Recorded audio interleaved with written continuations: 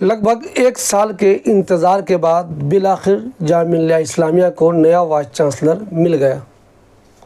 جی ہاں، آپ سب لوگوں کو معلوم ہے کہ پچھلے سال 12 نومبر کو ہی نجمہ اختر کا کاریہ ختم ہو چکا تھا وائس چانسلر کے طور پر۔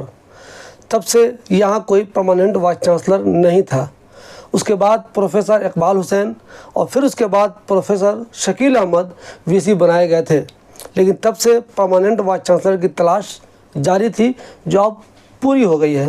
ہندوستان کی مشہور یونیورسٹی جواہر لال نہرو یونیورسٹی میں اسکول آف لینگویجز کے پروفیسر مظہر آصف کو جامعہ ملیہ اسلامیہ کا نیا وائس چانسلر نیوکت کیا گیا ہے۔ جی ہاں، آج سے لے کر اگلے 5 سال تک وہ جامعہ ملیہ اسلامیہ کے وائس چانسلر کے طور پر اپنی ذمہ داریاں ادا کریں گے۔ جیسا کہ ہمیشہ ہوتا ہے، وی سی بنتے ہی طرح طرح کی رائے لوگوں کی آنے لگتی ہے۔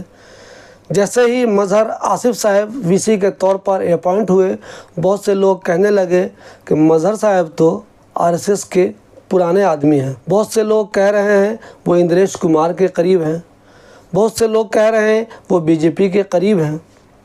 اس بارے میں میرا یہ ماننا ہے کہ جو بھی سینٹرل یونیورسٹی ہے اس کے وائس چانسلر چونکہ منسٹری آف ہائر ایجوکیشن کی جانب سے اپوائنٹ ہوتے ہیں، اس کا مطلب یہ ہے کہ وہ سینٹرل گورنمنٹ کی بات ہی سنتے ہیں۔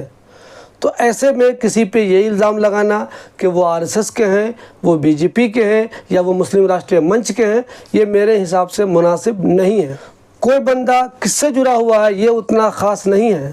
اصل خاص بات یہ ہے کہ جس شخص کو جامعہ کا وائس چانسلر بنایا گیا ہے وہ جامعہ کے ہت میں کام کرتا ہے یا نہیں کرتا ہے۔ مان لیجئے ایک بندہ RSS کے قریب نہیں ہے، BJP کے قریب نہیں ہے، مسلم راشٹریہ منچ کے قریب بھی نہیں ہے، لیکن وہ جامعہ کے وکاس کے لیے کچھ بھی نہیں کرتا تو وہ بیکار ہے۔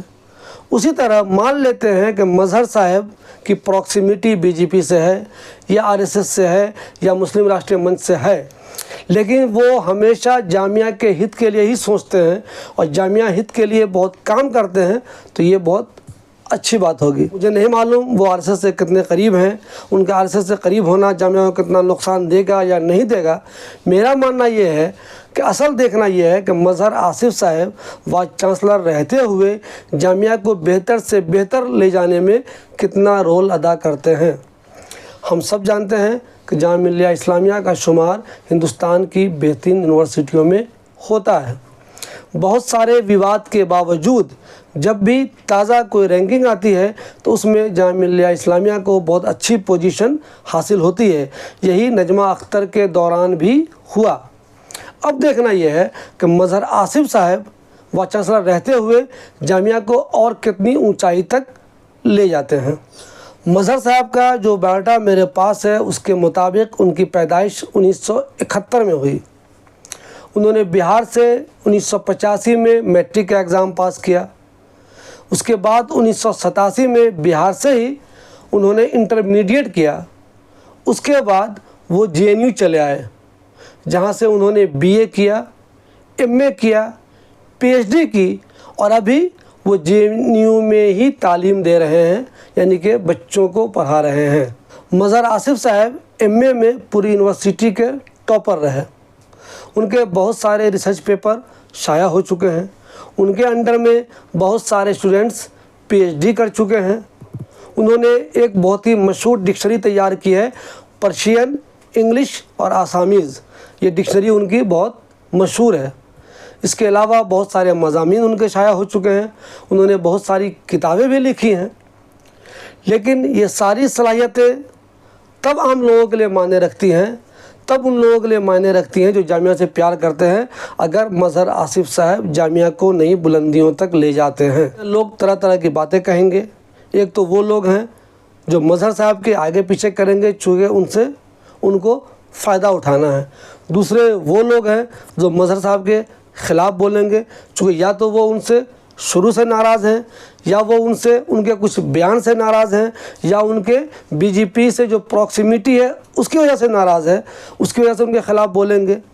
لیکن اصل دیکھنا یہ ہے کہ مظہر آصف صاحب وی سی رہتے ہوئے جامعہ ملیہ اسلامیہ کو اور بہتر سے بہتر اوپر سے اوپر نئی اونچائی تک لے جانے میں کیا رول ادا کرتے ہیں۔